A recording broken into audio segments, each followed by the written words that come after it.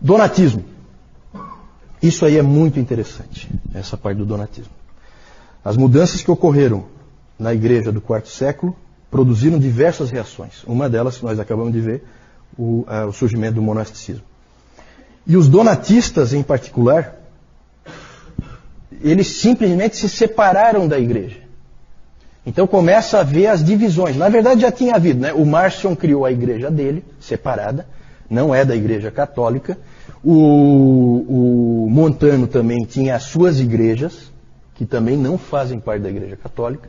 Então divisões sempre existiram. Tá? Essa história nunca compre esse papinho de que o catolicismo romano não é como o protestantismo, que é cheio de divisões. O catolicismo romano sempre teve divisões e continua tendo. Ele é dividido internamente, completamente. Então nunca comprem esse papinho aí, que não dá para acreditar. Tá? O donatismo então foi esse movimento de separação. E nós vamos ver por que eles se separaram. Todas as controvérsias desse tipo em que há separação costumam girar em torno da seguinte pergunta: o que é realmente a igreja? O que é realmente a igreja? É isso que esses caras se perguntavam. E aí, dependendo da tua resposta, você fica com os outros ou não. Isso continua assim, não é diferente hoje. E tudo começa, gente, com o problema dos pecados depois do batismo. Por isso que eu digo, uma coisa está sempre ligada à outra. Nós já falamos sobre isso, né? O batismo tinha que, lembram? O batismo tinha que ser deixado para bem tarde. E assim se cria por causa do perigo do pecado que você comete depois. O Pastor de Hermas, que era um dos livros que perigou de entrar, lembram? Perigou de entrar no cânon. Esse livro, Pastor de Hermas, ele dizia que só um pecado grave pode ser perdoado depois do batismo. Só um. O que é um pecado grave, né? Aí começou, né? Aí o Orígenes disse que idolatria, adultério e fornicação não poderiam ser perdoados.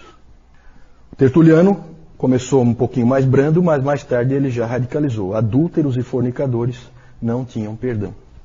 Interessante que hoje nós vivemos dias em que é comum, a gente sempre comenta aí, de ter retiros nas igrejas evangélicas em que o namorado e a namorada dormem juntos. Seria bom eles conhecerem um pouquinho de história da igreja e ver que não se pensou sempre assim, que você pode brincar com esse tipo de coisa, né? Na verdade, se na opinião desses pais da igreja, que eram líderes das suas igrejas nas suas cidades, você comete um pecado desse tipo, desculpe, mas você está perdido para sempre. Não há mais perdão para você. Claro que isso aí levava a uma seriedade um pouquinho maior. Normalmente os pecados sexuais costumavam ser imperdoáveis, tá? Nessa época. Mas surgiu um outro tipo de pecado motivado pelas perseguições. Lembram das perseguições? Nós já vimos. Especialmente as perseguições sob Décio e sob Diocleciano, que foram as perseguições por todo o império. Surgiu um outro pecado chamado de apostasia. O que aconteceu? Vamos falar primeiro do Décio. Que ano foi as perseguições com Décio? Quem lembra? Não lembram? Ninguém? No ano 250. Foi uma perseguição que durou, foi relativamente curta, mas extremamente feroz. 1 ano e meio. 1 ano e meio. Nessa perseguição você tinha que sacrificar aos deuses e ao imperador, senão você era morto. E nessa perseguição do Décio, muitas pessoas sacrificaram aos deuses. Cederam. Muitos cristãos. E muitos também subornaram autoridades para não sacrificarem, mas dizerem que tinham sacrificado, né? Para a igreja é a mesma coisa. Se você sacrificou ou pagou alguém para não sacrificar, de qualquer maneira você não testemunhou a fé e você é um apóstata. E aí a perseguição passou. E aí boa parte dessas pessoas, o que aconteceu com elas? Elas se arrependeram do que tinham feito. E aí elas voltam para as igrejas. O que fazer com elas? Gente, pensa bem. Vamos colocar as coisas em perspectiva. A gente tem que refletir essas coisas. Pensa a nossa igreja. Há uma perseguição violenta. Alguns de nós permanecem firmes, outros cedem. Certo? E não dá para adivinhar quem permanece firme e quem cede, porque isso aí é só na hora, né? Pedro era também para ser a rocha e na hora cedeu. Certo? Só que acontece o seguinte. O Moisés, por exemplo, permaneceu firme. Só que ele viu o Rafael e a Alexandra serem mortos pelos leões. Ele viu a Regina pegar fogo, a irmã dele. E agora vêm esses caras aí querer voltar? Não. Não. Sabe, é um perdão difícil. Dá para perceber? Dá para entender? É um perdão difícil. Né? Moisés com as costas rasgadas, ele não foi morto por algum motivo, mas foi chicoteado, foi torturado. E agora essa turma quer voltar. Agora acabou a perseguição, aí eles voltam. Isso foi um problema sério para a igreja. Sério. Como tratar isso aí? Surgiu então umas coisas estranhas. Surgiu então a figura dos confessores. Vou usar a ilustração que eu usei há pouco aqui, que eu acho que é interessante. O que é um confessor? Confessor é um indivíduo que permaneceu firme, mas por alguma razão não foi morto. Na minha ilustração seria o Moisés. Os outros foram mortos, ele não. Mas ele ficou firme. É que a autoridade lá na hora resolveu não matá-lo, não sei, por algum motivo.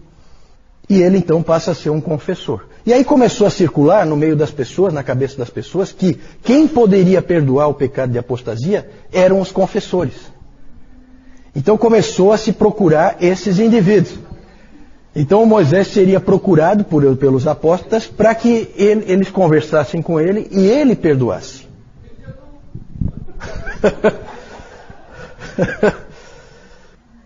Muitas pessoas não se conformaram com isso, porque aí o Moisés, esses confessores, eles eram reverenciados, eles eram heróis. A igreja via eles como heróis. Né? Claro que os que morreram também, mas aquele era um herói vivo. Né?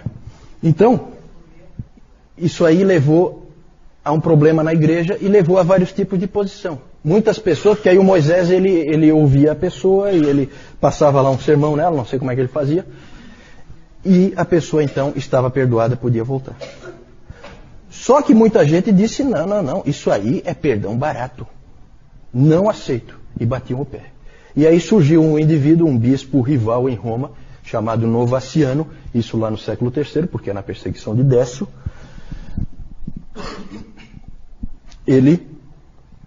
Esse Novaciano bateu o pé e disse, o ponto básico, né, do que ele ensinava, é que os que haviam cedido não podiam ser aceitos de volta, nenhum.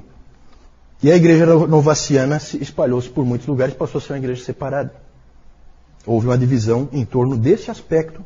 Né? Ali a gente põe donatismo, porque o donatismo é parecido, só que veio depois, já vou falar disso. É que o donatismo é maior, mas o novacianismo é parecido, mesmo fenômeno. E aí quem se envolveu muito nessa discussão foi Cipriano, bispo de Cartago. O Cipriano ele escreveu muito e ele disse o seguinte: não, as pessoas devem ser disciplinadas e aceitas de volta se estiverem realmente arrependidas, mediante disciplina. Normalmente essa disciplina é a excomunhão, o indivíduo fica fora da ceia. Lembram da ceia? A ceia é separada. Então você deixa de ser dos fiéis, você não entra mais lá. Mas você volta a ser aceito como cristão, você agora vai ser, por um bom tempo, você vai ser reanalisado, vai alguém encostar em você, vai te orientar e tal, vai fortalecer a tua fé. Esse era o pensamento que o Cipriano tinha. Só que ao mesmo tempo o Cipriano dizia, isso vale para os cristãos comuns, não vale para os bispos e presbíteros. Bispo e presbítero tem que ser um homem espiritual. Se não é espiritual, se foi lá e sacrificou para deuses, um abraço, até logo. Nisso o Cipriano conseguiu desagradar os dois lados, porque daí ele não ia nem para um lado nem para o outro. Né? Mas foi importante o que ele escreveu, né? Foi conduzindo a discussão. Ele dizia que deveria... Bom, já falei isso. Em 303 começa a perseguição sob Diocleciano. Essa dura 10 anos. E essa era uma perseguição diferente. Em vez de você sacrificar para os ídolos, o que você tinha que fazer era trazer as escrituras que você tivesse em casa, para serem queimadas em praça pública. Você trazia, entregava, e aí isso era queimado. Né? E você não era morto. Porque eles entendiam que se você entregou, você não é um cristão realmente. E muitas pessoas cederam. Essas pessoas foram chamadas de traditors. Os traditors. Que vem de tradere, que era trazer, entregar. Pessoas que entregavam. Daí vem o nosso termo traidor. Traidor. Traidor vem dessa palavra. Traidor vem desse evento histórico. Certo? É o indivíduo que vem e entrega aquilo que não era para ele ter entregado. Né? Os traditors. E aí o problema se repete. O que fazer com os traditores? Porque agora é em outra época, tá? Nós falamos de 250, perseguição sob Décio, agora é outra época. Mais de 50 anos depois. Perseguição sob Diocleciano. Só depois de 10 anos parou a perseguição. O que fazer com os traditores? O líder dos linha dura dessa vez chamava-se Donato. Era um bispo rival em Cartago, não em Roma, como Novaciano. E ele dizia, não tem como voltar, não aceito nenhum. E aí se criou então, ele se separou e se formou a igreja donatista, que era separada. E é interessante que é a igreja separada mesmo, tá? Em Hipona é a cidade do Agostinho. Agostinho foi bispo de Hipona. Na mesma rua de Hipona ficava a igreja do Agostinho e um pouquinho adiante a igreja donatista. Eram igrejas separadas. Certo? E essa igreja ela se espalhou principalmente no norte da África. E é interessante porque isso aí acabou havendo uma situação tão... acabou misturando elementos políticos, tá? E aí se surgiu, inclusive, uma guerra. Essas guerras religiosas, nunca acreditem que ela é puramente religiosa, tá? Quando você vê lá os irlandeses lá, os protestantes e os católicos e tal, nunca creia que aquilo ali é realmente uma guerra religiosa, tá? Sempre tem um elemento político por trás daquilo, tá? E ali também havia elementos políticos. E o interessante é que começaram a surgir donatistas radicais, conhecidos como circunceliões. Os circunceliões, alguém já ouviu esse nome, circunceliões? Os circunceliões, eles eram uns tipos esquisitos, eles viviam em tendas e eles consideravam o martírio a principal virtude cristã. E eles atacavam ferozmente os católicos. Católicos não entenda como católico romano, tá? Os católicos são a igreja única. Eles atacavam ferozmente os católicos, destruíam as igrejas dos católicos, matavam os católicos, eles eram violentos. Só que muito fiéis ao Senhor, né? Porque é interessante que eles achavam que o Senhor tinha proibido de usar a espada. Eles achavam que na palavra proibia, por causa daquela coisa de embainhar a espada, que não era para eles usarem espada, né? Então eles não usavam espada, mas usavam porrete, cacetete, tá? Coisas que o Senhor Jesus não tinha dito absolutamente nada a respeito, certo? Então vocês imaginam como que era a situação ali. O Agostinho participou ativamente de... Pode passar isso eu acho que... Isso aí mesmo, os traidores, perseguição sobre... Aí está errado, né? Não é Domiciano, é Diocleciano. Tá? Tem um erro aí. Isso. Pode voltar? O Agostinho, ele trabalhou ativamente contra o donatismo. Ele insistia que a igreja no mundo é uma igreja peregrina e que ela é como a Arca de Noé. Dentro dela há animais puros e animais impuros. A pureza da igreja vem de Cristo e não dos membros dela. Isso Agostinho bateu muito nessa tecla e ele sonhava muito em ver a igreja de novo sendo uma só, porque a igreja dividida gerava todo tipo de problema, inclusive depois problemas em questão de batismo. Se você era batizado na igreja donatista, valia para a igreja, né? Um se convertia para um lado, daí para o outro, e isso aí gerava todo tipo de problema. E o que aconteceu, para resumir a história, é que o donatismo acabou condenado em 411, num concílio que foi feito, um concílio menor que foi feito ali localmente, que foi convocado pelo imperador Honório, na época, para resolver o problema. E aí ele foi condenado, o donatismo, e aí aconteceu uma coisa, pela primeira vez na história, que ia se repetir várias vezes. O donatismo foi condenado, e aí o imperador, pela força, obrigou todas as pessoas que estavam na igreja donatista a se converterem à igreja católica, certo? Então começa esse fenômeno da conversão pela força, que ia aparecer dali para frente. Acho que é a primeira vez que isso aparece, tá? E depois isso vai aparecer um monte de vezes, inclusive aqui na colonização da América, né?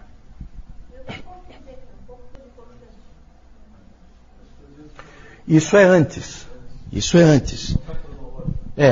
Como eu disse no domingo passado, né, nós não estamos colocando cronologicamente. Por que está colocado aqui a perseguição do Décio e do Diocleciano, e aí a reação da igreja. Por que está colocado aqui? Porque o grande combatente do donatismo é Agostinho, que é posterior ao... Na verdade, onde colocar o donatismo? É difícil, por quê? Porque o donatismo começa ali, no século IV, certo? Em 303 começam as perseguições, em 313 cessam as perseguições. Acho que as datas não são exatamente essas, mas a igreja donatista, ela persistiu até a invasão muçulmana do norte da África no século VII. Então, onde que nós vamos encaixar? Na verdade, por que foi encaixado aqui? Foi encaixado aqui porque Agostinho é o grande combatente disso aí, certo? Então é só para agrupar. É como também quando nós falamos do Benedito. Nós trouxemos o Benedito um pouquinho para trás, a regra é de 540. Mas é só para encaixar num determinado tema, tá? É só uma questão de organização. Mas você tem razão, realmente está aí um pouco fora de ordem. É que o novacianismo é anterior a Constantino e o donatismo é mais ou menos na época em que o Constantino vai aparecer. Realmente confunde um pouco, mas aí é uma questão da gente sentar com calma e se organizar. Já estou terminando aqui. Na verdade, a última informação que eu queria dar é essa. O Agostinho combateu fortemente o donatismo.